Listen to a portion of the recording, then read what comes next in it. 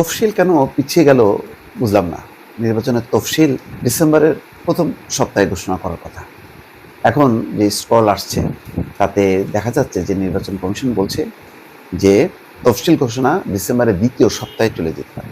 তো দ্বিতীয় সপ্তাহে যদি যায় তাহলে তফসিল ঘোষণার পর থেকে নির্বাচনের সময়টা আমি সর্বশেষ সময় যদি ধরি, কেউ বলছে ৩ তারিখ ৫ তারিখ, আমি বলি সর্বশেষ যদি রোজার আগে হয় ১২ই ফেব্রুয়ারি, তাহলে সেই সময়টা কিন্তু খুব ক্লোজ হয়ে যাচ্ছে।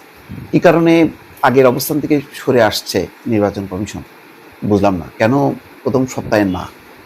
মানে যত আগে নির্বাচনটার তারিখ ঘোষণা করা হবে তত বেশি নির্বাচনের পক্ষে একটা আস্তে আস্তে মানে কী বলে ঢেউ তোলা বা ঝড় তোলা সেটা দরকার। কারণ নির্বাচনমুখী যদি না হয় সবাই, তাহলে নানা রকম গুজব, নানান রকম ফিসফিস আওয়াজ কিন্তু চলতে থাকে। এখনও বিশ্বাস করেন আমাকে প্রচুর মানুষ প্রতিনিয়ত মানে জিজ্ঞাসা করে, শুধু সাধারণ মানুষ না, মানে দায়িত্বশীল রাজনৈতিক নেতারাও বলেন নির্বাচন কি হবে, আমাকে প্রশ্ন করে। এবং তারা এক ধরনের অনিশ্চয়তা নিয়ে নির্বাচনী কাজে যুক্ত আছে। কিন্তু তারা মনে করে যে আসলে নির্বাচনটা হবে না।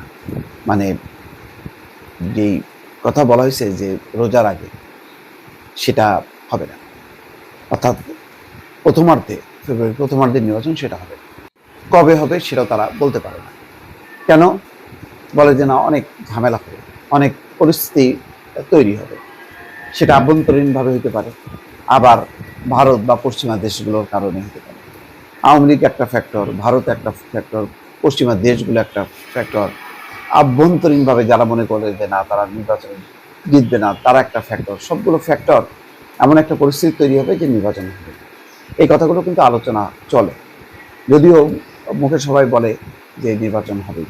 এবং এর মধ্যে এখন এই যে তফসিল ঘোষণার বিষয়টি বলা হলো যে ডিসেম্বরের দ্বিতীয় সপ্তাহে চলে যেতে পারে, কিন্তু এর আগে কিন্তু অনেকবার বলা হয়েছে যে ডিসেম্বরের প্রথম সপ্তাহে তফসিল ঘোষণা হবে। এখন চলে গেল। এই যে যখন পিছাচ্ছে তখন কিন্তু মানুষের এই যে যে চিন্তা করছে যে অনিশ্চয়তা এবং পিছিয়ে যেতে পারে, তার সাথে কিন্তু একটা যোগাযোগ তারা ঘটাতে পারে বা চিন্তা করতে পারে। অন্যদিকে বলা হচ্ছে যে গণভোটের পক্ষে প্রচারণার দায়িত্ব সরকার এবং নির্বাচন কমিশনের। সরকারের তথ্য মন্ত্রণালয় দায়িত্ব পালন করবে। আমার কথা হলো যে এটা সরকার এবং তথ্য মন্ত্রণালয় বা নির্বাচন কমিশনের গেল কেন? রাজনৈতিক দলগুলো তো করার কথা। তাহলে এটা কি আবার একটা প্রজেক্ট শুরু হবে যে এই গণভোটের পক্ষে প্রচারণার জন্য ২-৪-৫০০ কোটি টাকা খরচ করা? এটা কি একটা লক্ষ্য? জামাত বলেছে, ৮ দল বলেছে যে তারা গণভোটের পক্ষে প্রচারণা চালাবে। বিএনপি বিরোধিতা করেনি, কিন্তু বিএনপি প্রচারণা চালাবে কি চালাবে না পরিষ্কার না, কারণ তারা এটাকে প্রয়োজন মনে করে না, আবার বিরোধিতাও করছে না। তো ভালো। তো জামাত যদি তার সংসদ নির্বাচনের সাথে যদি এই ভোটটাও করে, গণভোটের এটা প্রচার চালায়, তাহলে তো হয়ে গেল।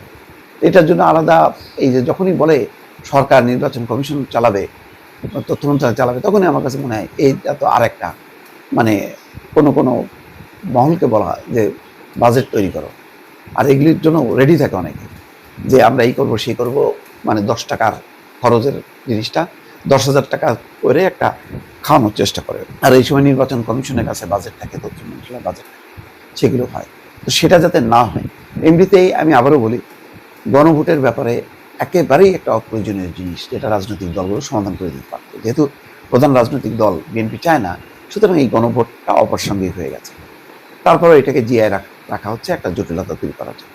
এর মধ্যে আবার নির্বাচন কমিশনের তফসিল আজকে বলতেছে যে দ্বিতীয় সপ্তাহে চলে যেতে পারে। তো সব মিলায়ে আসলে নির্বাচনের ওয়েভ তৈরি করার যে বিষয়টা, সেই বিষয়টা কিন্তু আসলে আস্তে আস্তে একটু স্তমিত হয়ে যাচ্ছে। জানি না শেষ পর্যন্ত আসলে সরকার রাজনৈতিক দলগুলোর সিদ্ধান্ত কী হতে পারে।